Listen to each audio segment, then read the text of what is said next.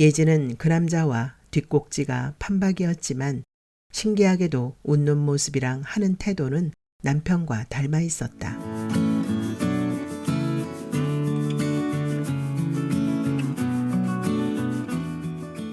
가난한 손님.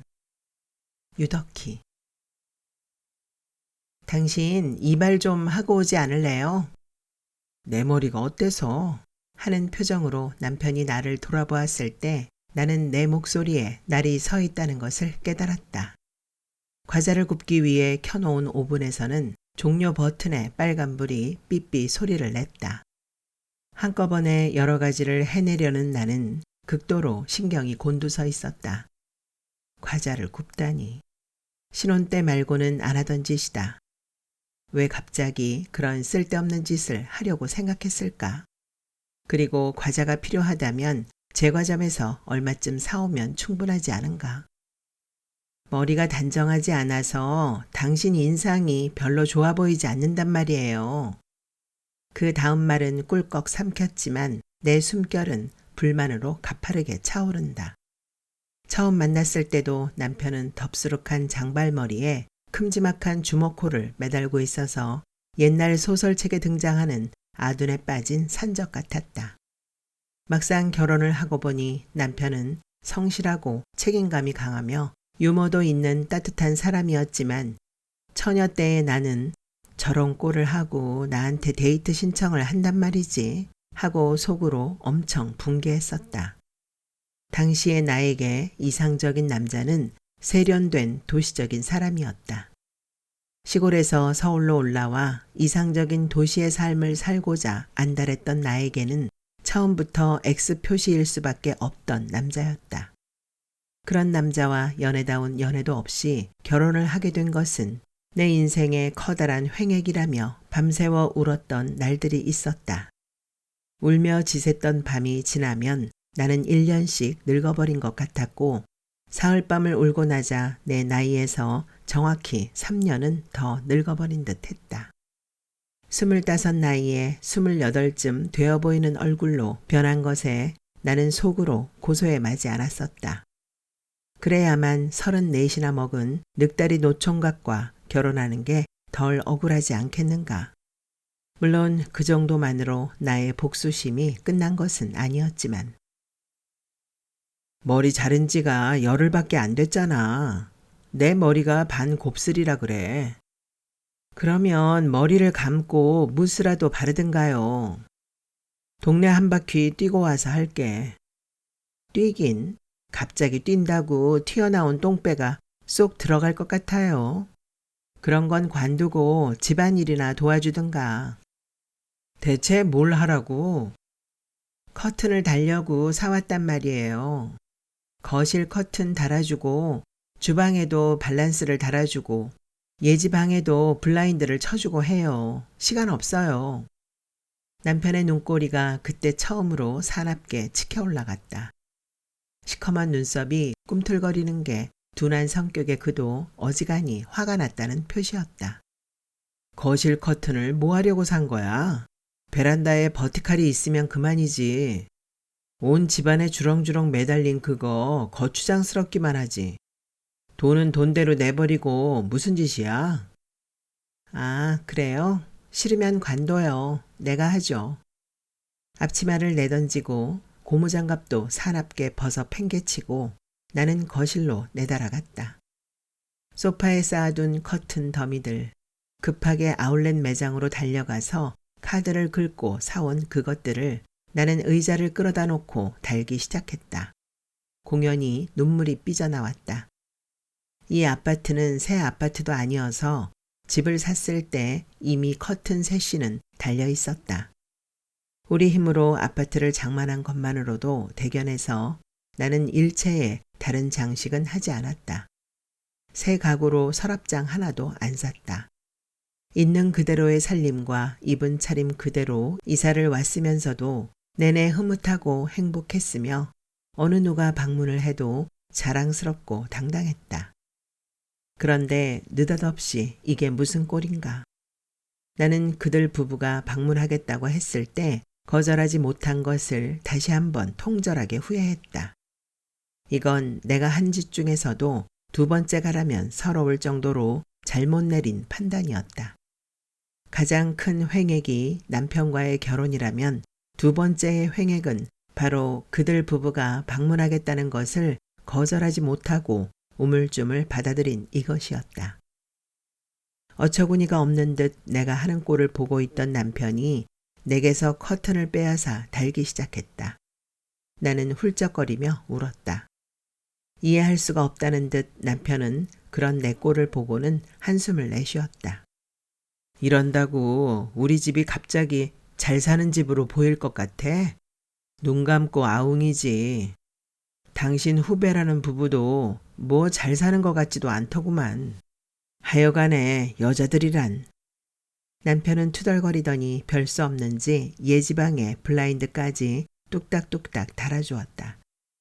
남편이 일을 시작한 뒤로는 나는 다시 주방으로 돌아왔다. 음식을 해야 하는데 뭐부터 시작해야 좋을지 두서가 잡히지 않았다. 친구들이 올 때나 부모님이 방문할 때도 나는 그닥 허둥거리는 편은 아니었다. 잘하는 요리 몇 가지가 없는 것도 아니었다. 하지만 지금은 메인 요리를 정하는 것조차 흔들렸다.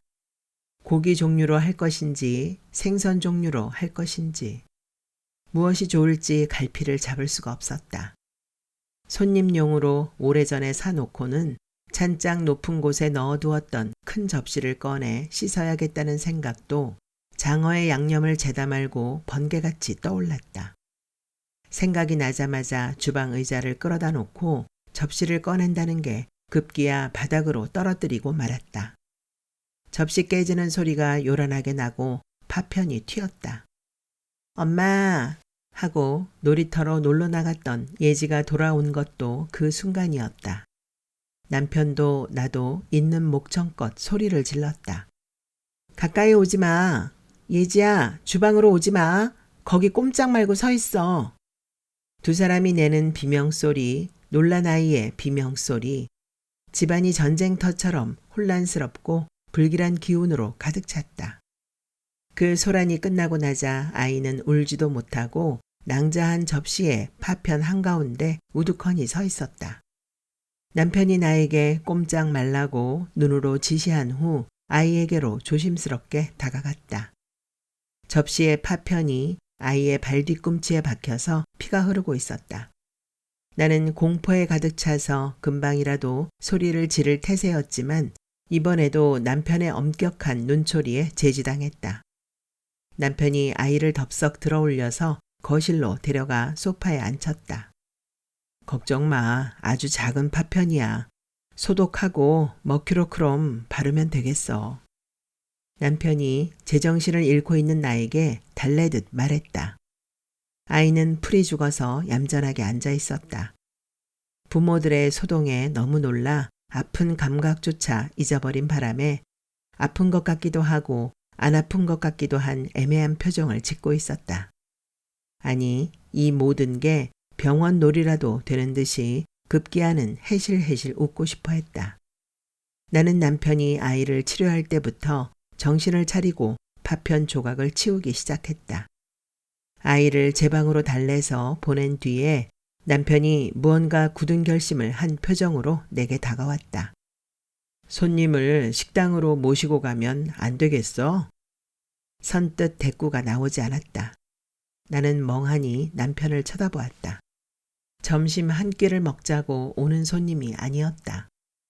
집으로 방문하겠다고 했으며 그것을 허락할 때의 내 감정도 끓고 있는 냄비만큼이나 복잡하고 특별한 것이었다. 근처에 괜찮은 식당들 많잖아. 밖에서 점심 먹고 집에 와서 차나 마시든지 아니면 분위기 괜찮은 찻집도 꽤 있을 텐데. 그때 현관벨이 울렸다. 나는 남편 등 뒤로 보이는 거실의 뻐꾸기 시계를 얼른 보았다. 11시 47분이었다. 손님은 12시 반에서 오후 1시 사이에 방문하겠다고 했다. 무려 43분이나 이른 방문이었다. 그럼에도 그들 부부가 아닌 다른 사람이 벨을 눌렀으리라고는 짐작할 수 없었다. 나는 그들이라고 확신했고 내 표정 때문에 남편도 그들이 틀림없겠구나 인지하는 듯 했다.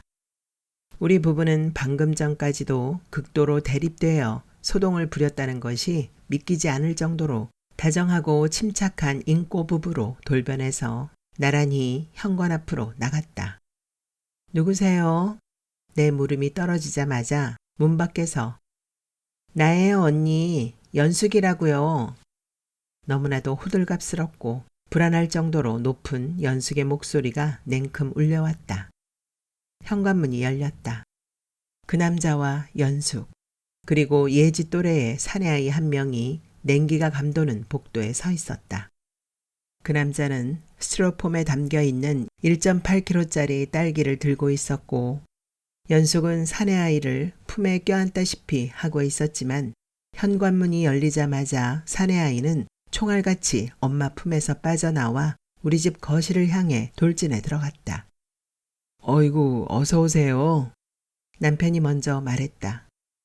수민아, 저 녀석이 인사도 안 하고. 연숙이 제 아이를 두어 번 부르다 말고 일부러 그러는 듯 남편을 향해 눈웃음을 쳤다. 남편은 뭐 애들이 다 그렇죠 하며 너그럽고 온화한 표정을 지어 보였다. 나는 그 남자를 정면으로 쳐다보지는 못했다. 내게 남아있는 감정들이 속을 심하게 울렁거리게 만들어서 남편이 그와 악수를 나누는 사이에 흘끗 훔쳐보았을 뿐이었다. 그는 입술색이 자색으로 죽어 있었고 낯빛도 별로 좋지 않았다. 남편보다 훨씬 젊은 그 남자가 몇 년간의 투병으로 무너져서 지금은 남편이 오히려 더 젊고 활기에 넘쳐 보였다. 그럼에도 나는 그때는 젊고 아름다웠던 그 남자가 좋아 보였고 지금은 무너져버린 남자의 모습이 안쓰럽고 애달파서 아무도 모르게 조금 휘청거렸다. 언니, 이거 경산 딸기인데요. 얼마나 단지 몰라요. 크기도 애기 주먹만한 게 진짜 설탕 딸기라고 하더라고요. 제 남편으로부터 딸기 스티로폼을 건네받은 연숙이 제가 가지고 온 선물에 관해 생색을 냈다. 원래부터 그런 성격인지라 나는 뭘 이런 걸 사왔냐며 의례적인 인사말로 받았다. 그런데 그때 벌써 한바탕에 사고가 벌어지고 말았다. 먼저 거실로 뛰어들어간 수민이가 장식장 안에 놓인 모형 오토바이를 덥석 꺼내다가 떨어뜨려서 박살을 내버린 것이었다. 그 짧은 찰나에 사고를 치는 아들에게 남자가 소리를 지르자 아이는 제 잘못임에도 불구하고 바닥을 뒹굴면서 울음을 터뜨렸다. 미안합니다. 너무 귀하게 키워서 영 버릇이 없습니다. 죄송합니다. 남자가 어쩔 줄 몰라 쩔쩔맸다. 그러나 아이에게로 달려간 연숙은 아이의 손가락에 피가 흐른다고 제 남편에게 사정없이 눈을 흘기며 찢어지게 비명을 질러댔다. 남편은 두 번째로 허둥지둥 약상자를 들고 와서 수민의 손가락을 소독하고 머큐로크롬을 바르고 밴드를 붙였다. 그리고 그때 예지도 제 방에서 튀어나왔지만 모형 오토바이를 망가뜨린 낯선 사내아이를 보고도 입술만 삐죽거릴 뿐 화를 낼 수도 없게 되었다. 이번에도 어른들이 그 소동의 한가운데에 있었던 탓이었다. 나라도 얼른 예지를 감싸야만 했다. 예지의 입에서 함부로 튀어나올 말이 수민이를 겨냥한 것이라면 상관이 없겠지만 그 남자를 가슴 아프게 해서는 안 되겠기에. 나는 갖고 온 과자와 딸기와 우유를 쟁반에 받쳐서 나란히 발뒤꿈치와 손가락을 다친 두 아이를 방으로 몰아넣었다. 자자, 착하지? 흘리지 말고 싸우지 말고 방에서 둘이 잘 놀아. 한바탕 사고를 저지른 두 아이들은 뭔가 억울하지만 별 수 없다는 듯 순순히 방으로 들어가 주었다. 예지의 발뒤꿈치를 두른 흰 붕대나 손가락을 다친 개구쟁이 수민이의 뒷꼭지를 보고 있자니 나는 저도 모르게 미소가 번지려고 했다. 두 아이는 몇 개월 사이에 태어났고 오누이처럼 귀엽기 짝이 없었다. 이제 남편도 손님들을 모시고 식당으로 가자는 말은 하지 않게 되었다. 수민이의 활약상으로 보건대 식당으로 데려가서는 또 어떤 난장판을 버려놓을지 뻔했기 때문이었다.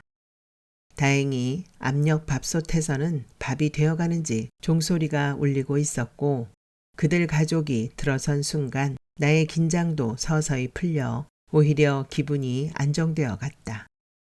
반면 점점 도가 넘치게 히스테리컬해지는 것은 연숙이었다. 언니, 딸아이가 언니 안 닮았나 봐. 언니 닮았음 이쁠 텐데 못생겼네. 그러게 남들도 낳아 놓으니까 아들이냐고 묻곤 했었어.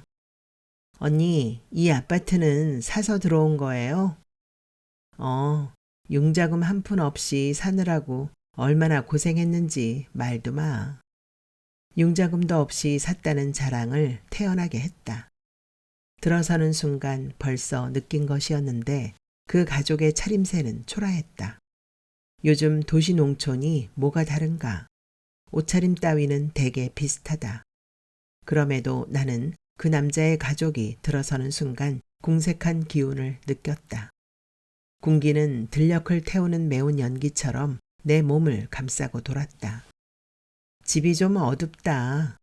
앞뒤로 아파트가 꽉꽉 들어차 있어서 답답해서 어떻게 살아요?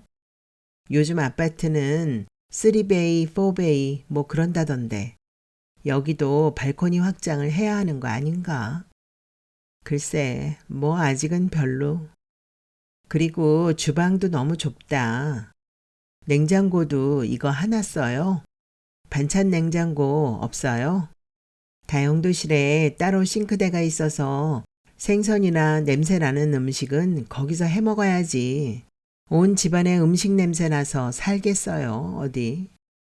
연숙이가 나보다 더 잘 아네. 우린 겨우 33평짜리라서 다용도실에 그런 건 따로 없어. 장어 양념 이거나 제대로 됐나 간 한번 봐줘. 일일이 타박을 못해 안다라는 연숙에게 나는 양념장 그릇을 슬쩍 밀어놓았다. 그때 나는 연숙이가 내 행동 하나하나를 놓치지 않고 뚫어지게 보고 있다는 것을 깨달았다. 그녀의 까맣고 쑥 들어간 우멍한 눈동자에는 알 수 없는 시기와 질투심이 번철에서 타는 기름처럼 번들거리고 있었다. 나는 잠시 아뜩했다. 그녀의 그 눈동자에는 옛날 일들이 고스란히 담겨 있었고 지금도 필름을 되감기 한 것처럼 생생하게 돌아가고 있었던 것이다. 서울에서 2시간 채 못 되는 거리라지만 연숙과 내가 살던 고향 피는 뻐꾸기 우는 한가로운 전원 풍경의 시골이었다. 그곳에서 그 남자는 잘생기고 전도 유망한 청년이었다. 당시에 나는 초급대학을 졸업하고 서울에 있는 작은 회사에서 격리로 일하고 있었다. 우린 상경길에 때로는 시골로 내려가는 길에 몇 번 부딪히다가 사랑하는 사이가 되었다. 그런데 나는 고향에서 연숙이가 그 집안을 들락거리면서 그 남자한테 공을 들이는 중이라는 것을 몰랐다. 워낙에 여우 같은 아이여서 내게도 언니 하고 잘 따르면서 귀여운 후배 노릇을 곰살맞게 해냈던 탓이었다. 연숙이 취직 자리를 알아보느라고 내 자취방에 와 있던 그날 나는 마침 그와 데이트가 있었는데 회사에서 사고가 터지고 말았다. 나는 연숙에게 그 남자와 몇 시간만 때워줄 것을 부탁하였다. 그리고 회사에서 밤샘을 하고 새벽 2시쯤이나 돼서 집으로 돌아와 보니 내 자취방은 비어 있었다. 그 후 그 남자나 연숙 양쪽으로부터 연락이 뚝 끊겼다. 2달 후 회사 사무실로 찾아온 남자는 연숙과의 관계를 털어놓았고 내 사무실을 나서자마자 어디에 숨어 있었는지 냉큼 나타나 남자의 팔짱을 끼고 사라지는 연숙의 뒷모습을 본 순간 나는 울고불고 매달려봐야 아무 소용이 없다는 것을 깨달아야 했다. 그날의 절망과 폭음이 남편과 내가 맺어지는 결정적인 계기가 되어버렸으니 나로선 순전히 날벼락 같은 횡액이 아닐 수 없었다. 식탁이 4인용이어서 나는 손님용 교자상을 꺼내 상을 차렸다. 연숙이가 내 옆에서 끊임없이 불평하며 떠들기는 했어도 손놀림은 민첩해서 밥상이 뚝딱 차려졌다. 총각무가 덜 익었는데 너무 빨리 냉장고에 넣어둔 거 아니에요? 도토리 무침에는 마늘을 쓰면 안 된다고요. 서울 거는 다 가짜래던데 이런 건 쑤어 먹어야죠. 교자상을 거실 가운데 펴놓고 아이들까지 불러서 사이사이 끼워 앉혔다. 메뉴는 불고기와 장어구이, 참치회로 뒤죽박죽이었다. 그렇지만 나로서는 최대한 잘 차린 상차림이었다. 여보, 장어구이 많이 먹어요. 몸에 좋대는데. 연숙이 상추에 장어구이, 썬 고추와 마늘을 얹어 쌈을 싸서 그 남자에게 내밀었다. 남자는 표정이 변했지만 처음 한두 번은 받아먹었다. 그러나 참치회 뱃살이 비싼 거래요 하면서 다시 참치회를 김에 싸서 입에 넣어주자 그만 폭발하고 말았다. 제발 이런 짓 좀 하지 마. 그 남자가 벌컥 화를 냈다. 흑빛이 된 안면에 경련이 일었다. 수민이 역시 엄마가 불고기를 일일이 떠넣어주지 않으면 밥을 안 먹을 정도로 버릇이 형편없었다. 식탁 앞에 공기가 또 한 번 얼어붙을 위기였다. 허허, 보기 좋은데요. 난 우리 집사람이 한 번만 그렇게 해주면 소원이 없겠어요. 남편이 분위기를 풀어보려고 너털 웃음을 터뜨렸다. 겨우 상을 물리고 남자들에겐 간단한 주안상을 차려주고 연숙과 나는 주방 식탁에 차와 과일을 올려놓고 마주 앉았다. 물론 연숙이 가져온 딸기도 씻어 내놓았다. 그 남자가 화를 냈음에도 연숙은 조금도 기가 죽지 않았다. 그녀는 여전히 씩씩했고 당돌했으며 눈동자도 여전히 번들거렸다. 언니는 나 때문에 참 다행인 줄 알아요. 언니 대신에 내가 벌을 받았다니까요. 결혼하고 2년이 지난 후부터 남자는 시들시들 앓기 시작하였다고. 연숙은 내가 다 알고 있지 않았냐는 투로 자신이 억울한 피해자인 양 말을 시작하였다. 위암이라는 소문을 나는 한참 뒤에야 들었다. 그 남자가 다 죽게 되었고 연숙이 고생한다는 소문을 들은 후 나는 비로소 꼬인 마음을 풀고 그들을 용서하지 않았나 싶다. 나의 복수심은 우리 네 사람이 결혼할 즈음에 절정에 달했었다. 막상 연숙과의 결혼을 앞두고 그 남자도 심하게 흔들렸다. 그 기회를 이용했다. 단 한 번의 외도. 그것으로 두 남자 모두에게, 아니 우리 네 사람에게 나는 씻지 못할 모욕을 가했는지 모른다. 어디 남의 둥지에서 뻐꾸기 새끼를 키워보라지 하는 심정으로. 총각 때 세련돼 보이던 외모가 그게 말짱 황이더라니까요. 참 나만 몰랐지 뭐예요. 아무리 잘난 사람도 병들면 아무 소용이 없더라니까요. 2년 만에 낙향하고 5년이나 시골에서 살았어요. 이젠 수민이 학교도 가야 하고 시골 생활도 지긋지긋해서 서울 가자고 노래 불러 올라왔지만 막상 살 길은 막막해요. 그동안 돈도 많이 써서 시집에서 더 얻어오기도 민망해서 겨우 15평짜리 원룸을 얻었는데요.